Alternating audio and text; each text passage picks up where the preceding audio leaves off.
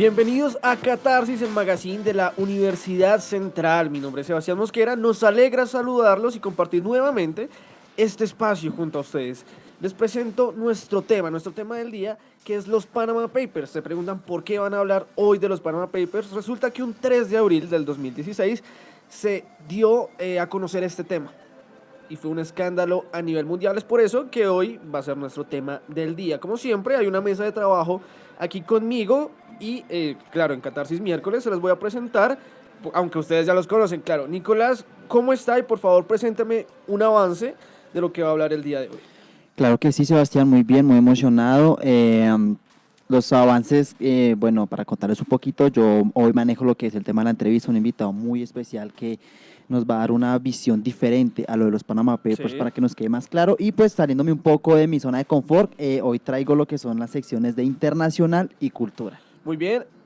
William Peña, ¿cómo está? Y también cuéntenos con qué sección nos va a ayudar el día de hoy. Hola Sebas y a todos nuestros oyentes, como bien decías o informabas, yo creo que este tema de los Panama Papers es muy interesante debido a que involucra a bastantes celebridades o me involucró, y ya que decías lo de mis temas del día, pues traigo en mi nota de tecnología algo muy interesante que pues nos trae Google, como también en un día como hoy.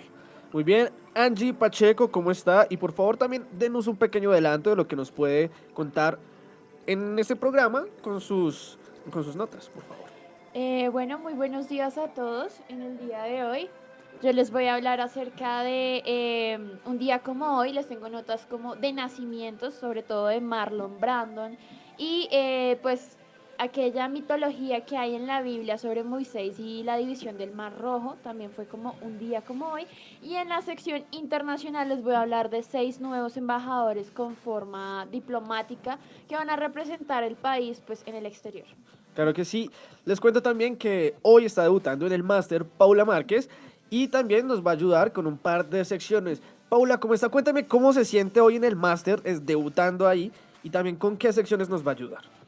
Claro que sí, muy buenos días a todos, estoy muy feliz de acompañarlos una vez más, súper emocionada y con noticas por ahí de deportes y cultura para que estén muy pendientes, no les voy a adelantar nada porque están buenísimas, entonces para que Epa. estén muy conectados.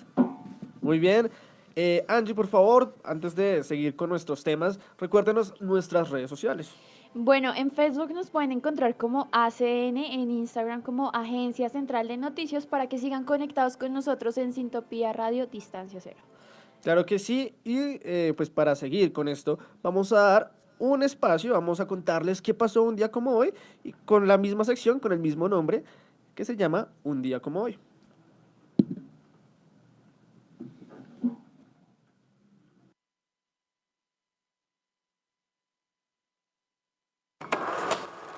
Non, rien de rien.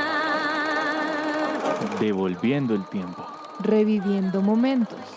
Una ventana al pasado. La historia en un día como hoy. Qu'on m'a fait, ni le mal, tout ça m'est bien égal.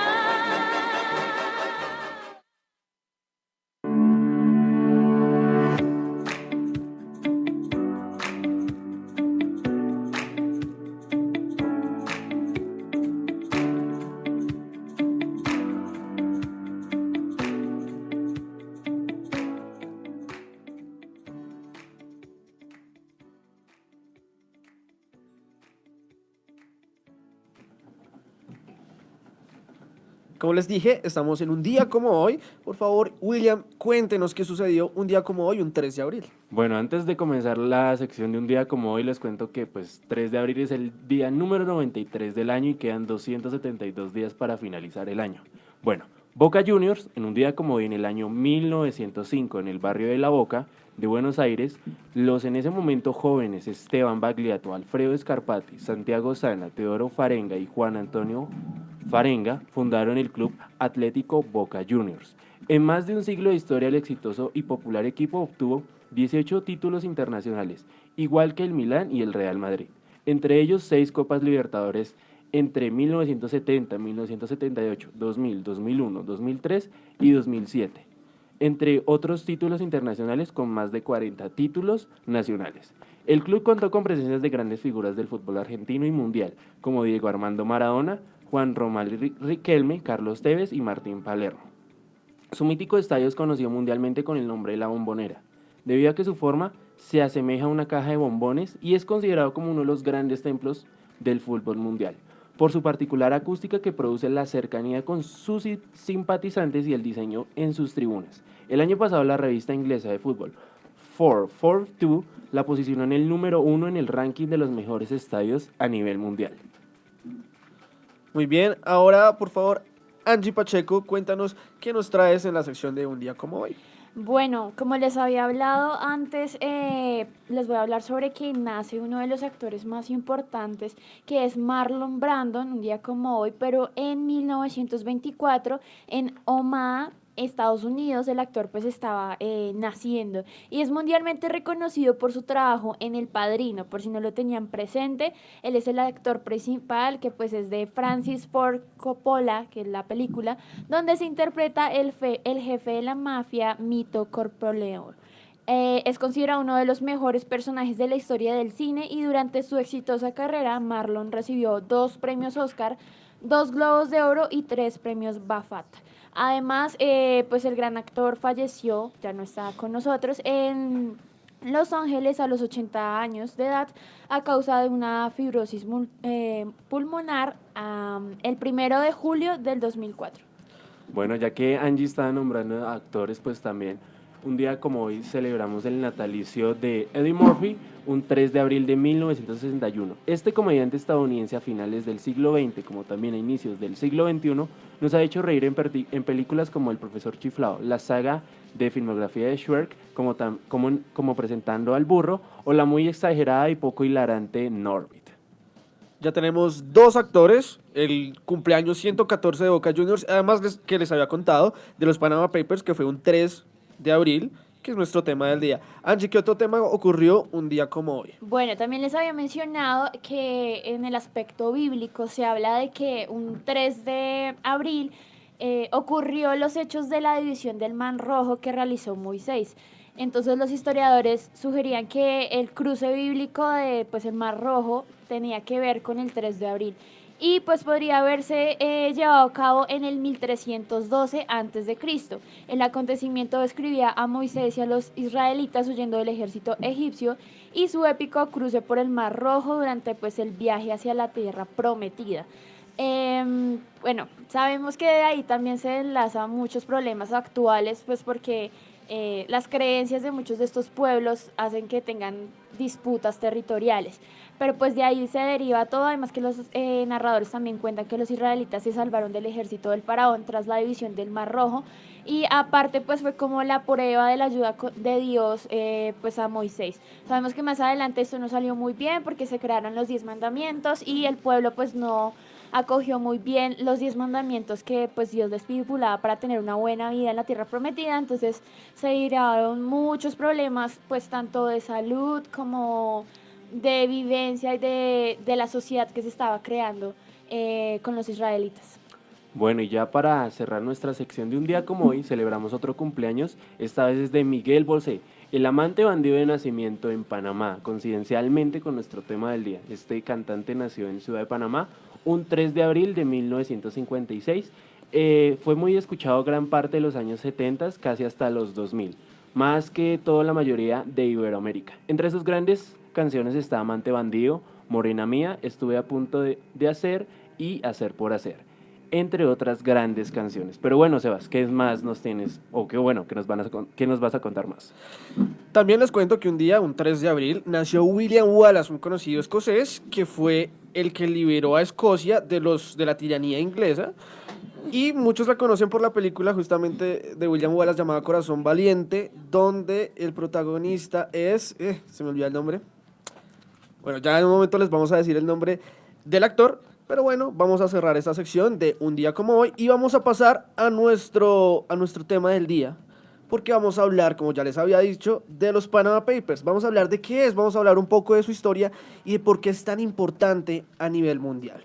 Les cuento que Panama Papers, conocido como Papeles de Panamá, En español, claro está, es la expresión dada por los medios de comunicación a una filtración informativa de documentos confidenciales de la firma de abogados panameña Mossack Fonseca. Esto ocurrió un 3 de abril y fueron 2,6 terabytes de información que se revelaron a un periódico alemán. Pero ¿cómo ocurrió esto? Resulta que hay un grupo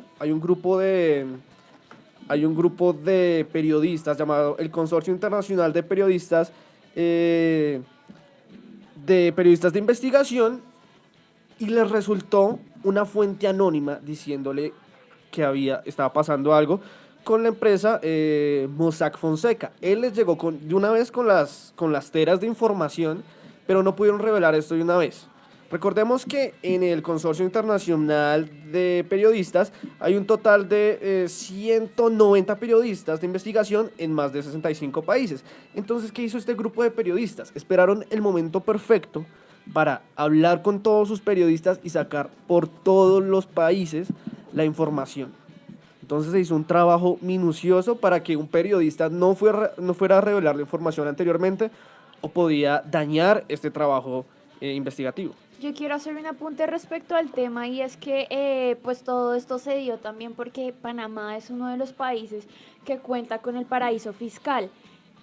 Bueno, Sí, claro que sí. ¿Tú tienes el significado de qué es un paraíso fiscal? pues sí, o sea, es como un régimen contributivo de Sí. aquellos impuestos que, digamos, los países manejan, pero en este caso los impuestos son o demasiado bajos o muy nulos. ¿O no existen? Exacto, Claro está. entonces los residentes y los extranjeros van a invertir mucho a estos países porque realmente tienen un beneficio económico. Sí, yo creo que el punto fundamental de lo que es Panamá, recordemos que es el puente como tal entre América Central, como también del norte, a América del Sur. Sí. Y ya lo que decía Angie de paraísos fiscales son estas, o bueno, donde organizaciones pueden invertir en consorcios, o bueno, en islas que son relativamente pequeñas, que es más fácil invertir y no ser como tan reconocidos por pagar los impuestos de que genere esto, ¿no? Sí, Nicolás, ¿qué nos quiere? Claro, a mí me gustaría aclarar que lo que ustedes hablan de las empresas fantasmas y los paraísos fiscales es una de las formas en las que se puede, digamos, hacer este procedimiento. Ajá. Existen realmente 6, me gustaría nombrarlas para Por favor. más adelante en nuestro entrevistado habla un poco de eso. La primera son las empresas fantasmas, ¿sí? Que pues es una fachada, no hace nada y salva a manejar su propio capital escondiendo que es el dueño de los fondos. La segunda son los centros financieros offshore, que si tienes una empresa fantasma, lo más probable es que no quieres tener, como sé, Londres o París, donde las autoridades pueden fácilmente descubrir quién es el propietario si realmente lo desean. La tercera son las acciones y bonos al portador. Las acciones y bonos al portador dan una capa extra de anonimato que permite mover fácilmente grandes cantidades de dinero de origen dudoso. Por ejemplo, uno de estos títulos por un valor de 5 libras esterlinas dice en el adverso: prometo pagar al portador el requerimiento de la suma de 5 libras. Ese es, digamos, ese mecanismo. El cuarto es pues el lavado de dinero. Ya todos sabemos Sí. cómo funciona, digamos, a través de negocios, a través de... Pero también pues recordemos en sí lo del lavado de dinero es pasar de un dinero que pronto puede ser presuntamente ilícito a algo, legal. a algo legal. Sí, la quinta es la violación de sanciones y la sexta es a través de la Directiva Europea del Ahorro. Entonces esas son más o menos los 6 mecanismos por los que se puede llevar a cabo este procedimiento. Yo quiero poner en contexto a los oyentes imaginándose los casos. Imagínense que hay alguien que tiene dinero por lavado de activos, es decir, por estupefacientes, perdón, me confundí ahí con lo que quería decir. Entonces hay alguien que vende drogas y pasa ese dinero a Panamá, se vuelve un dinero legal, además no paga impuestos, evade impuestos en el país. Entonces, o sea, es algo malo por esa parte. Además, muchas celebridades, muchas personas conocidas hicieron esto para evadir impuestos en sus países donde estaban recibiendo los dineros. Es decir, algunos futbolistas en España lo hicieron. ¿Por qué? Porque los impuestos en España no son impuestos bajos y prefieren mandar el dinero a otro país, así evaden impuestos y quedan con más dinero ellos. Pero pues esto es algo ilegal, es algo completamente ilegal. Claro, es algo ilegal porque ahí donde lo que tú comentas, eso deja un hueco fiscal enorme. Entonces, digamos que en los planes de desarrollo de los países, ellos cuentan con ese dinero, esos impuestos para obras en educación, en infraestructura, en medicina, y al haber estos paraísos fiscales que permiten que estas personas con un alto nivel de capital evadan impuestos, pues eso lo que hace es que se abra un hueco en la economía y todos estos proyectos pues queden en la nada. En los últimos 3 años se ha recuperado, de hecho, mucho dinero del que se había perdido por los Panama Papers.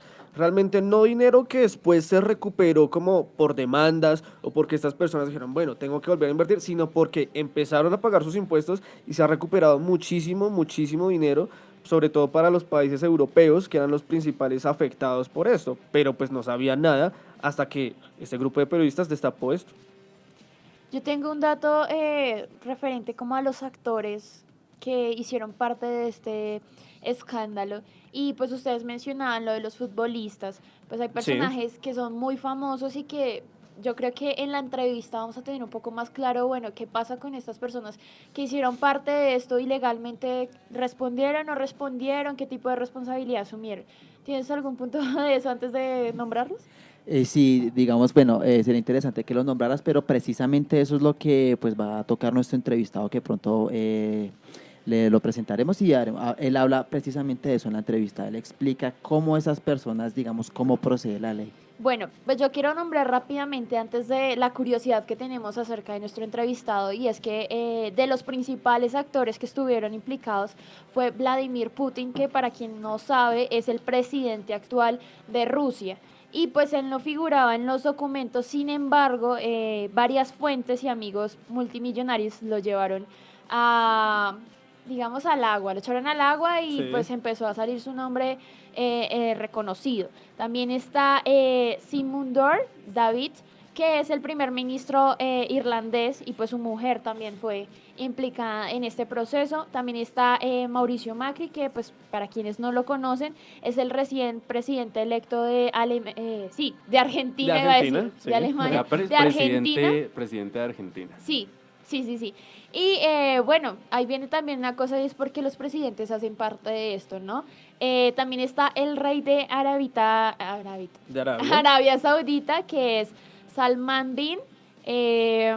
Hay otros actores que ustedes mencionaban que es más como de la vida pública, y es Lionel Messi, que pues es el futbolista argentino más conocido pues en este momento en la historia. Y está también Michel Platini, que Platini. es Platini. Platini, Francés, que es, futbolista sí, francés. Él y es también es director el expresidente de la, De la de la FIFA. UEFA.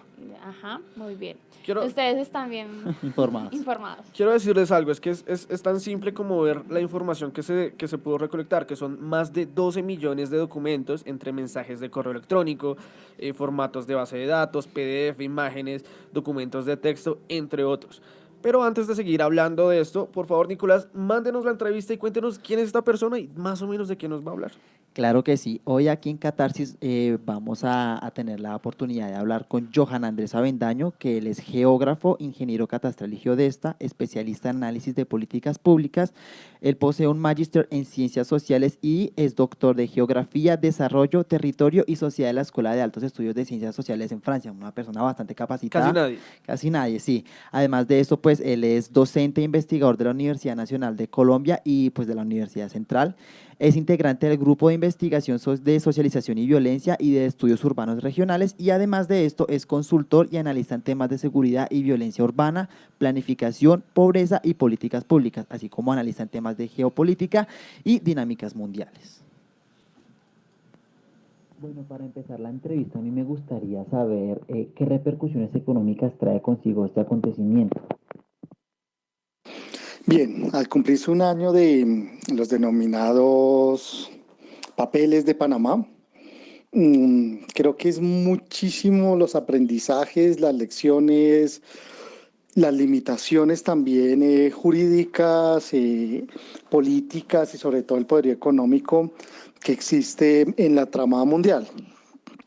Pareciera claramente sacado de la ficción. Sin embargo,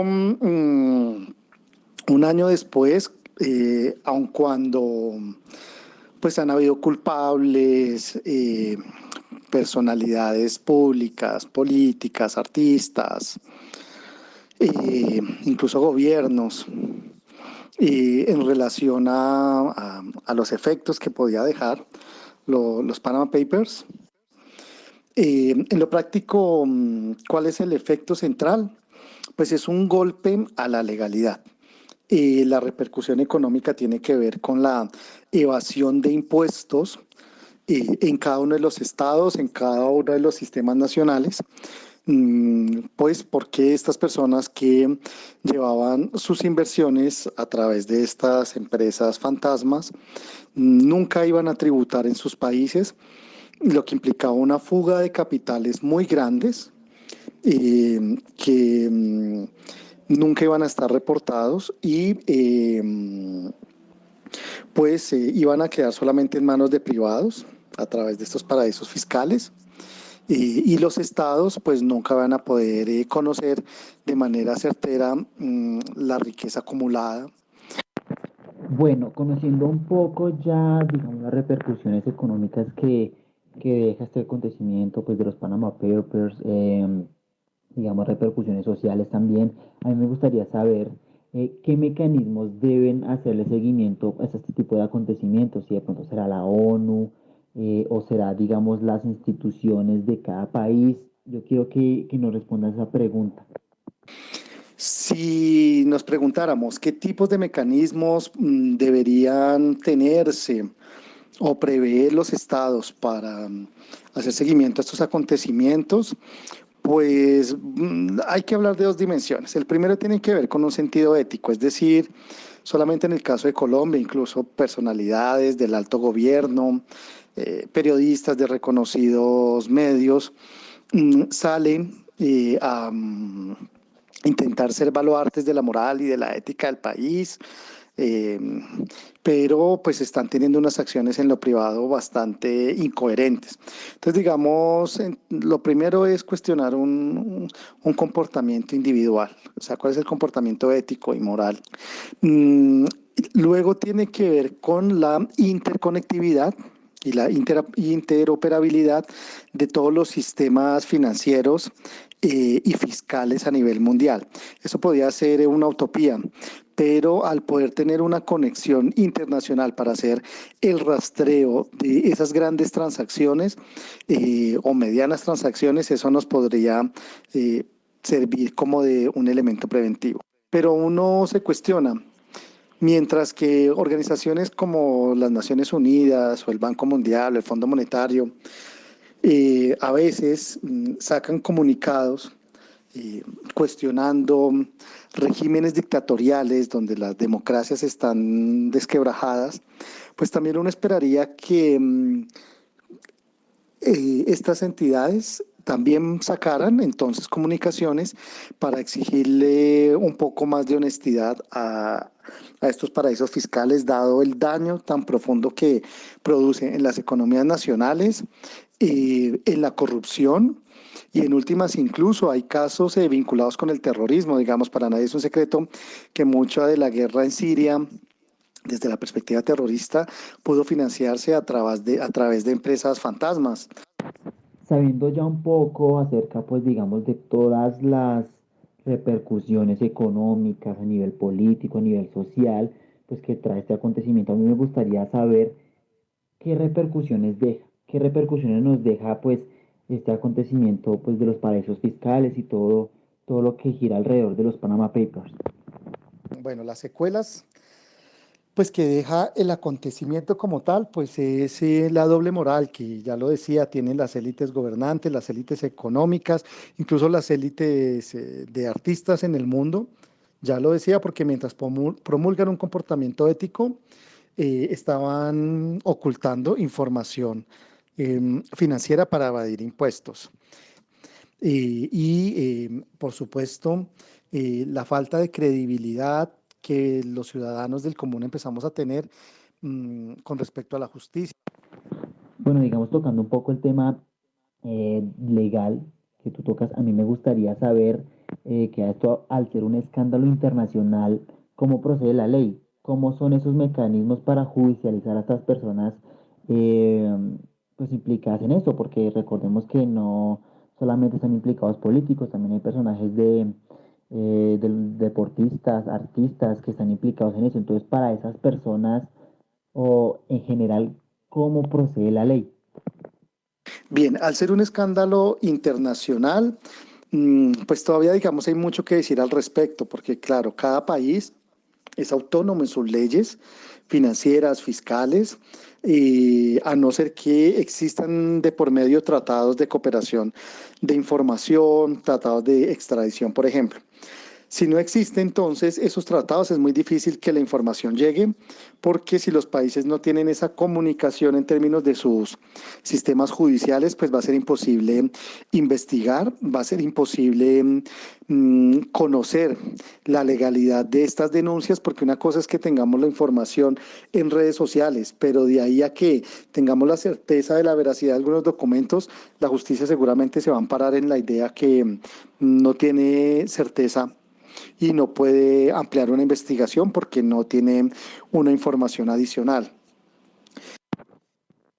Bueno, mi pregunta para cerrar es, creo que la favorita por el público y pues todos los que conocemos este acontecimiento es que, pues sabiendo que hay personajes de alto rango de la política implicados, ministros, presidentes, entonces, digamos, para estas personas la ley aplica de la misma manera que al resto de las personas implicadas.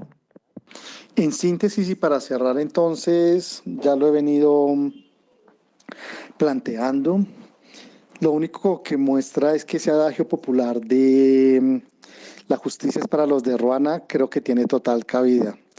Desde una persona del común que reitera, bueno, como un padre de familia que para alimentar su hijo roba sin que tengamos que legalizar el tema de los hurtos, le cae todo el peso de la ley. Estas personas que evaden impuesto, que implican la desfinanciación de muchos de los presupuestos públicos, que tendrían que ver, por ejemplo, con inversión en salud, en hospitales públicos, en servicios de acueducto, alcantarillado, de educación pública, que para eso sí no hay justicia, ¿no? Porque la aplicación de la ley no es para todos. Solamente quien tiene una información más amplia sobre el funcionamiento de los sistemas financieros, no nacionales, sino mundiales, es quien se puede beneficiar. Y bueno, pues muchas gracias a ustedes por la invitación. Volvemos a Catarsis. Volvemos. Sí, volvemos a Catarsis. Muchas gracias a Johan Andrés Avendaño por esta entrevista, por dejarnos mucho más claro acerca de los Panama Papers. Yo quiero dar un pequeño dato, y es que es una pregunta para todos nuestros oyentes, y es, ¿será que los Panama Papers hubieran sido menos importantes si no hubieran estado tantas celebridades implicadas? Yo creo que sí, a pesar de ser un escándalo económico a nivel mundial. Pero bueno, es una pregunta un poco difícil, un poco para el debate. En unos momentos vamos a seguir con este tema. Vamos a decirles algunas otras personas famosas que estuvieron involucrados en los Panama Papers, así como algunos bancos y pues otras entidades, y también los colombianos que estuvieron involucrados. Por el momento vamos a ir a nuestra sección internacional. Bueno, para abrir aquí nuestra sección internacional, me gustaría comentarles que la Casa Blanca reitera que Trump cerrará la frontera la próxima semana. La Casa Blanca reiteró este pasado domingo que el presidente de los Estados Unidos, Donald Trump, cerrará la frontera con México la próxima semana para frenar la llegada de inmigrantes a territorio estadounidense y sin importar las consecuencias económicas para el país. El sábado, el Departamento de Estado anunció que había comunicado oficialmente la decisión de Trump al Congreso, órgano que tiene la última palabra en la ayuda para estos tres países, los cuales son Guatemala, Nicaragua y México, de donde proceden la mayor parte de los migrantes que llegan a Estados Unidos, incluidos niños y familias completas. El cierre de la frontera podría tener consecuencias negativas no solo en los inmigrantes que piden asilo, sino también para el comercio entre México y los Estados Unidos. Recordemos que México es el tercer socio comercial de Estados Unidos y solo es el puerto de la ciudad de Calexico, California, donde cada día cruzan unos 1,000 camiones, mientras que por Laredo, Texas, transitan unos 11 trenes de mercancías cada día, según datos de los departamentos de transporte y de comercio de los Estados Unidos. La Oficina de Aduanas y Protección Fronteriza estima que este mes el número de personas detenidas por cruzar ilegalmente la frontera podría llegar a 100,000. En febrero las autoridades fronterizas detuvieron a unos 76,000 inmigrantes. Entonces, ¿qué piensas de eso? Creo que esto ya es un tema que digamos que ha tenido mucha controversia, la forma como se está manejando. ¿Ustedes, comparten un poco la visión de Trump o qué piensan acerca de este acontecimiento que ya lleva harto tiempo como en el auge internacional? Yo quiero decir que es algo muy complejo. Pensémoslo en el ámbito colombiano. que Colombia llegue a cerrar alguna frontera, o sea, se arma un escándalo bien grande, no es como solo decir, pues cerremos la frontera porque no quiero esta vez más mexicanos, no, o sea, el cerrar esta vez y que sea temporalmente puede dar la entrada que se cierre por periodos mucho más largos y con una complejidad aún mayor. Quizás no para Estados Unidos, pero sí para la población mexicana, norteamericana, mexicana y también centroamericana. Yo tengo una opinión respecto al tema y es, no quiero sonar tipo Thanos, pero a veces hace falta. ¿En qué aspecto? Y es porque, digamos, nosotros tenemos en este momento sobrepoblación venezolana. Y llega un punto y es que sí, obviamente como país deberíamos colaborarles, deberíamos apoyarlos y todo, pero empieza a haber también ciertos conflictos internos entre los colombianos y los venezolanos, como es la inseguridad, como es el desempleo, como son muchas cosas, porque tanta gente en un mismo lugar es difícil que pueda subsistir. Entonces, de parte lo entiendo, no quiero ser la dictadora, pero es un tema, digamos que complicado de tratar. No, pues no tanto dictadura, yo digo que en el tema puede ser más como un control, que haya como Sí, algo sí, más que se total. sepa de quiénes son las personas, y en llegado caso de que pues no tengan el pasaporte o la vigencia pues para entrar al país, pues de que se conozca a qué viene, como por qué, no simplemente como decía Angie, de cerrar la frontera No, pues no lo digo hay que o citando a cerrarla, Thanos que... pero me refiero al tema de que hay algo en México que pasa aquí y es que mucha gente entra ilegalmente por trocha, por muchas, digamos, sí, lugares donde no hay como tal una frontera física de un puente o algo así, sino que es más por lo que dirían por ahí, por el hueco. Y ahí cómo se puede hacer un control, ahí viene la cosa, cómo puedes hacer un control si están entrando por lugares, inclusive esta mañana en noticias mostraban a venezolanos entrando por la trocha y pues el río estaba bien No, yo creo complicado que porque se tiene hace mucho caudal. mucha como comunicación o mucha bulla, por así decirlo, porque es Estados Unidos. O sea, si en llegado caso acá en Colombia también pasan por zonas donde no son técnicamente puentes Sí.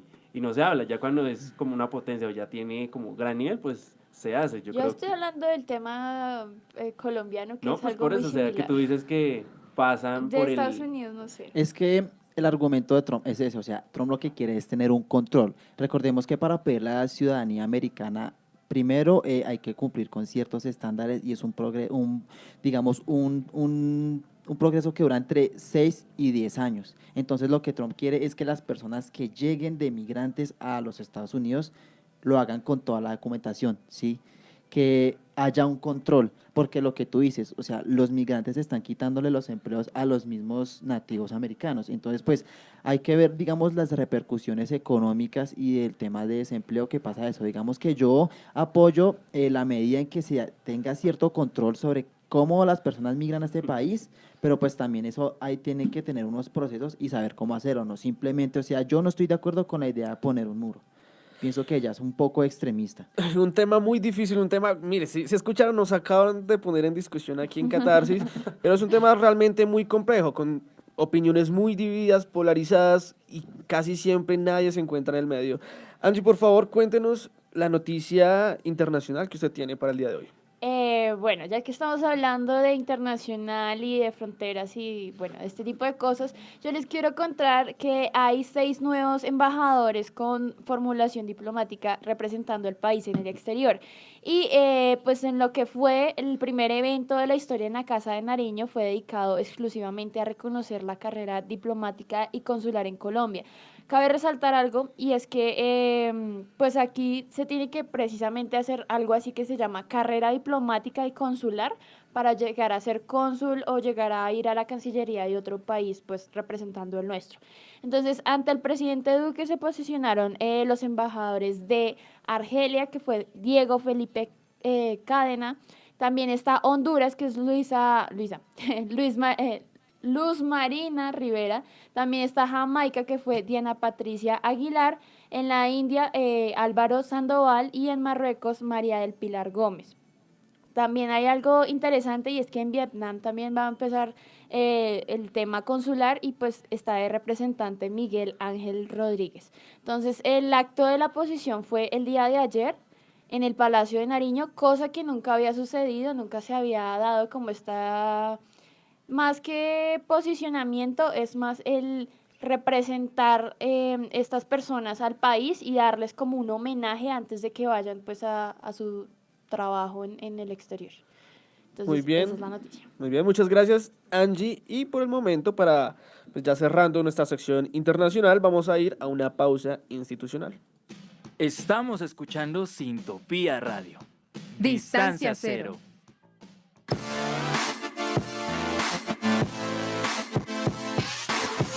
Libérate de los malos ratos. Deja atrás los malos recuerdos. Armonízate con nosotros y disfruta. Catarsis, la explosión de tus sentidos. Ven, acompáñanos todos los días a las 11 de la mañana por Sintopía Radio, Distancia Cero.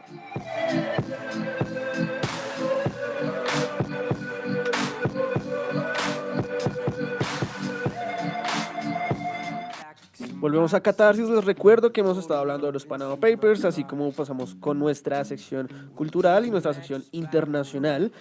Y para seguir en un rato con nuestra sección de tecnología, pero antes, por favor, Paula, recuérdanos nuestras redes sociales, por favor.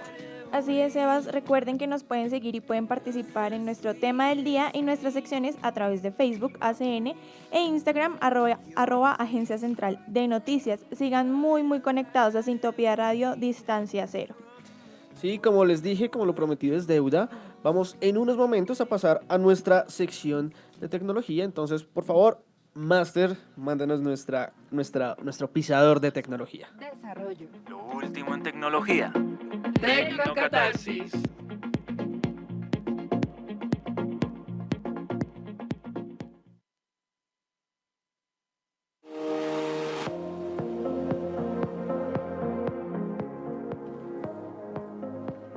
Bueno, como les comenté al inicio del programa, tengo algo muy interesante que está innovando Google Maps. Se trata de que ahora podremos jugar en Snake.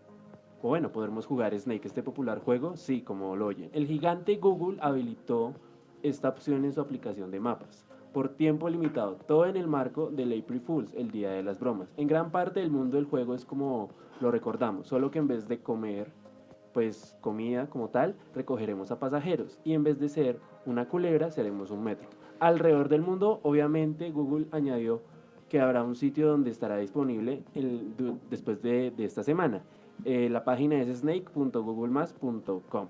Esta opción la pueden habilitar, si quieren podemos hacer el experimento o acá en la mesa de trabajo, entramos a Google Maps y le damos en la parte de menú y más o menos 3 casillas hacia abajo podemos ver la parte que dice Snake y jugamos.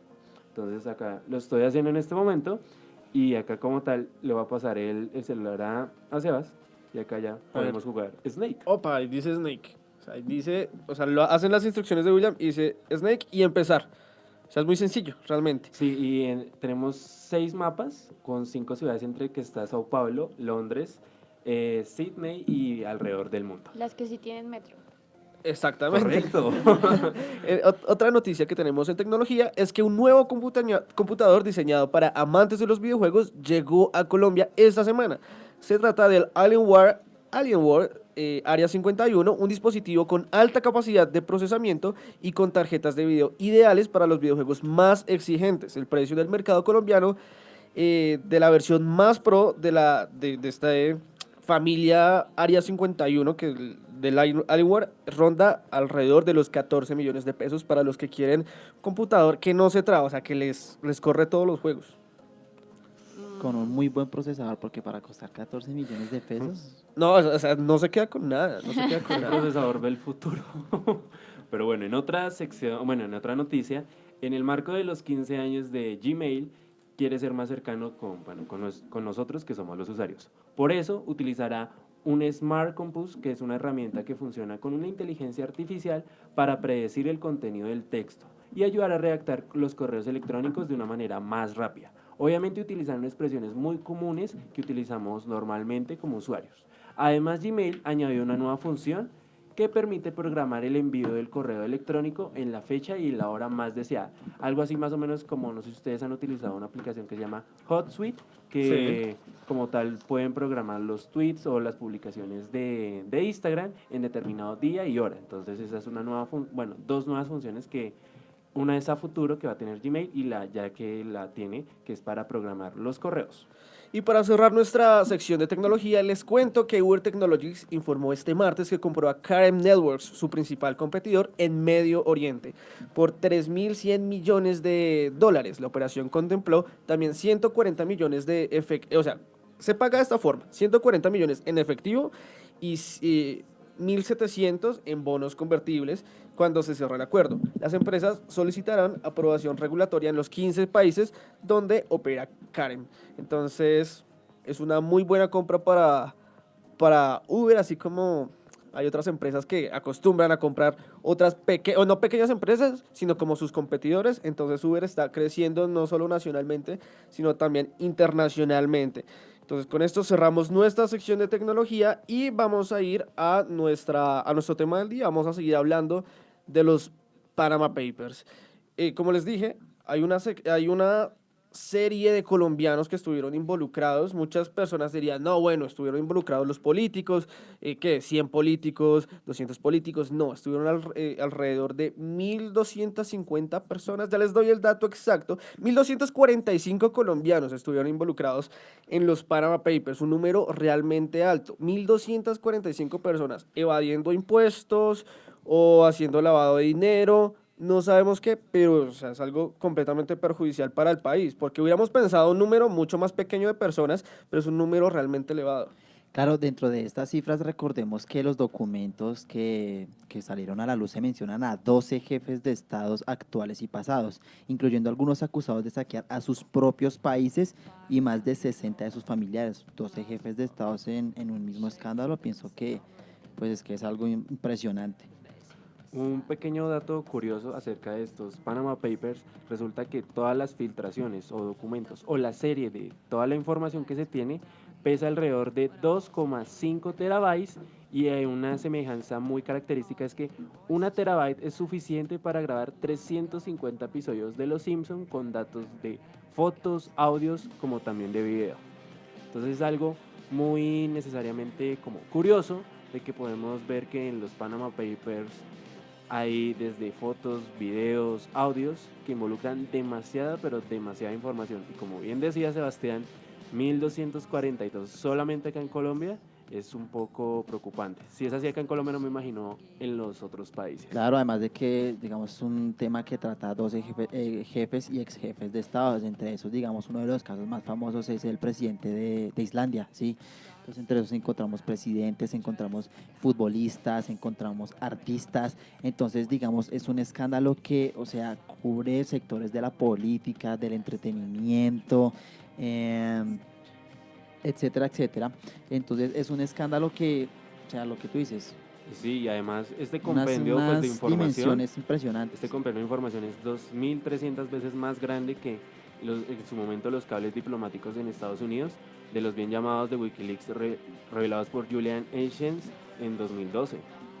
Además, hay una serie de bancos internacionales los cuales estuvieron involucrados. Por ejemplo, estuvieron dos bancos en Luxemburgo, 2 bancos en España, el Banco Santander y el BBVA, que son de los más grandes a nivel mundial, y pues cada uno con diferentes funcionarios. Los más involucrados fueron los de Luxemburgo porque tuvieron más de 2.000 involucrados juntando estos 2 bancos. Digamos, Mónaco también tuvo un banco, así como Suiza, y entre otros países, pero estos principalmente fueron Luxemburgo. Fue en cuanto a lo bancario, fue de los más involucrados.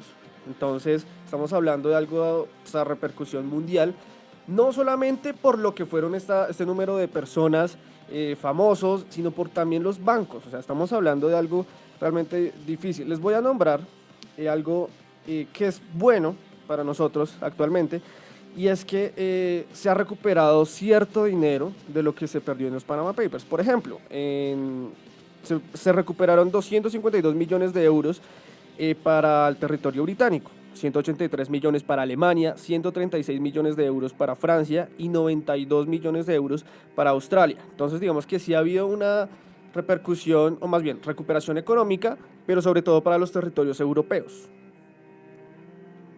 ¿Sí? Entonces, bueno, aquí tenemos una recuperación. Eso sí, yo no he escuchado en Colombia que se haya dicho que se haya recuperado dinero de los Panama Papers, que se ha ido recuperando, como les dije, o sea, territorios europeos. Y Australia sí ven una mejoría y han visto que esto ha mejorado, pero en los otros países, en los latinoamericanos, pues yo nunca he visto que haya mejorado. Seguimos hablando de los Panama Papers. ¿Alguien más tiene alguna opinión de esto, de los famosos, de los bancos, de esa recuperación que se ha tenido internacionalmente? Bueno, digamos que esa recuperación económica yo la veo de pronto un poco como para tapar un poco el escándalo, porque, o sea, digamos de todo lo que tú mencionas, de todas las cifras que se recuperaron en Suiza, en Alemania, en Australia, digamos, la suma de esas no alcanza, digamos, a cubrir como los 1.500 millones, es un aproximado, en los que estaba involucrado el presidente de Islandia, ¿sí? O sea, es una vaina con unas magnitudes tan grandes y que deja unos huecos fiscales enormes que pienso que, digamos, como esas noticias de recuperación, que se está volviendo el dinero, pues, digamos, es como un poco una cortina de humo, ¿sí? Porque lo que en Latinoamérica no han habido noticias de recuperación económica, en el sector de entretenimiento tampoco, entonces pienso que no repara lo que pasó. Sí, claro que sí, le doy un saludo aquí en nuestro estudio a Cori y por favor cuéntenos un poquito de quién es el entrevistado y qué nos va a decir más o menos. Bueno, el día de hoy nuestro entrevistado es Mauricio Cristancho Ariza. Él es un abogado, Sí. es profesor en la Universidad Nacional y la Universidad del Rosario. Entonces, pues buenos días, profesor, bienvenido aquí a Catarsis. Cuéntenos qué nos puede decir acerca de los Panama Papers. Buen día, mi nombre es Mauricio Cristancho Ariza, soy abogado de la Universidad Nacional de Colombia, especialista en Derecho Penal, Administrativo y Constitucional de la Universidad del Rosario, especialista en Derecho Comercial de la Universidad Javeriana, tengo maestría en Ciencias Penales de la Universidad Pompeu Fabra, maestría en Derecho Internacional de los Negocios de SADE Business School, maestría en Criminología de la Universidad de Barcelona y soy doctor en Derecho por la Universidad de Barcelona. El escándalo de los Panama Papers fue una revelación hecha por la prensa en la que se filtró la base de datos de una firma de abogados panameña, Mossack y Fonseca, en cuyas revelaciones se puso en evidencia que diversas personalidades a nivel mundial, empresarios, deportistas, hasta periodistas, tendrían en Panamá un sinnúmero de productos financieros.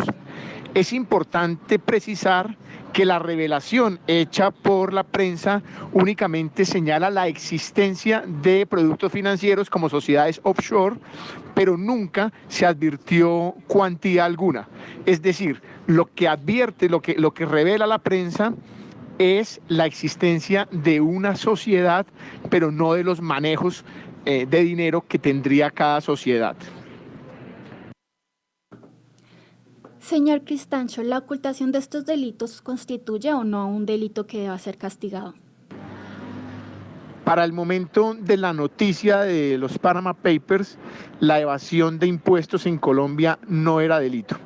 Hasta diciembre del año 2016, únicamente el Código Penal sancionaba lo relacionado con el no pago del IVA recaudado, en el delito de omisión de agente retenedor.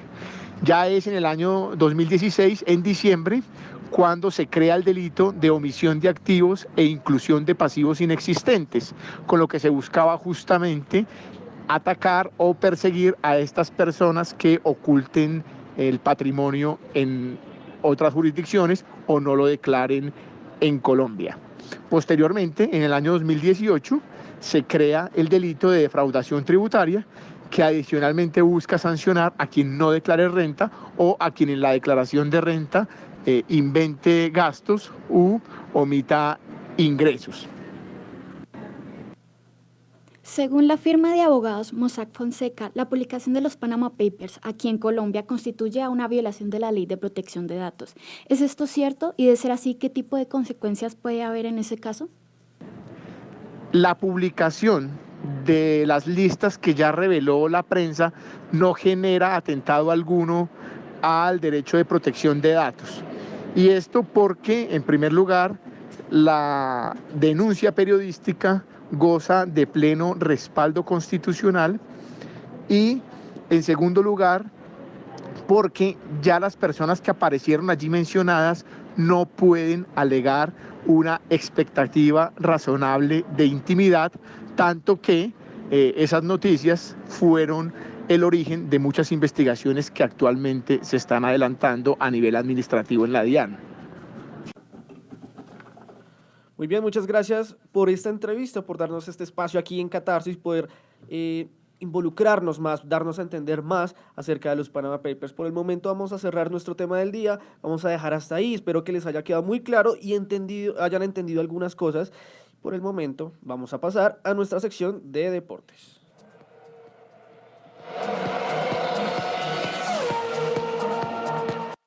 Deporte no es solo fútbol. Aquí está toda la información deportiva.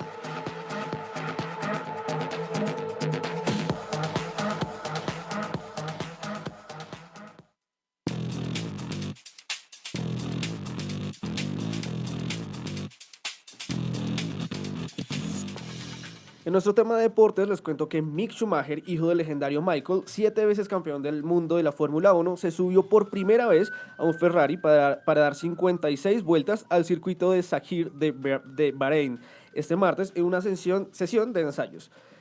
Con su mejor crono fue de 1:29 segundos y pues el piloto de 20 años hasta ahora fue el segundo mejor del día, por detrás del holandés Max Verstappen, que finalizó con los mismos segundos, pero con unas milésimas menos. El nombre Schumacher está estrechamente siempre ligado al de Ferrari, ya que su padre consiguió 5 de sus 7 títulos mundiales en Fórmula 1 con esta escudería en el 2000, 2001, 2002, 2003 y 2004. Con esto cerramos nuestra sección de deportes.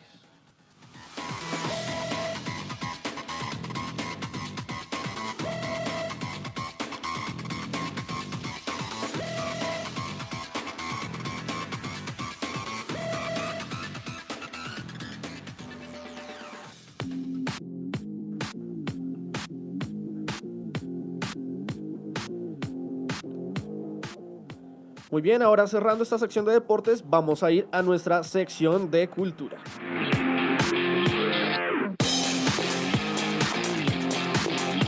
Y ahora, cultura en Catarsis.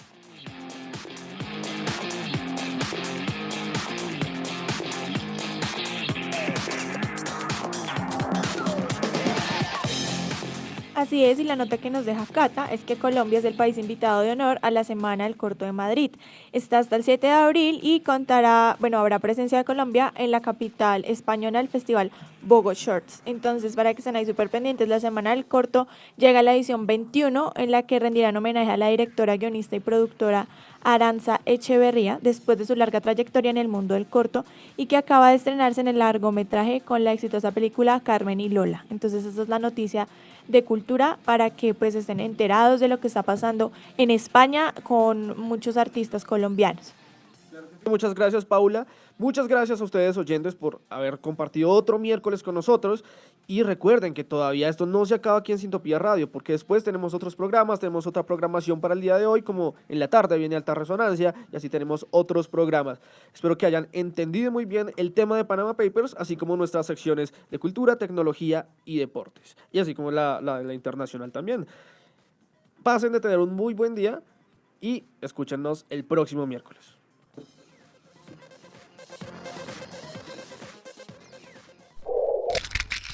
Yeah.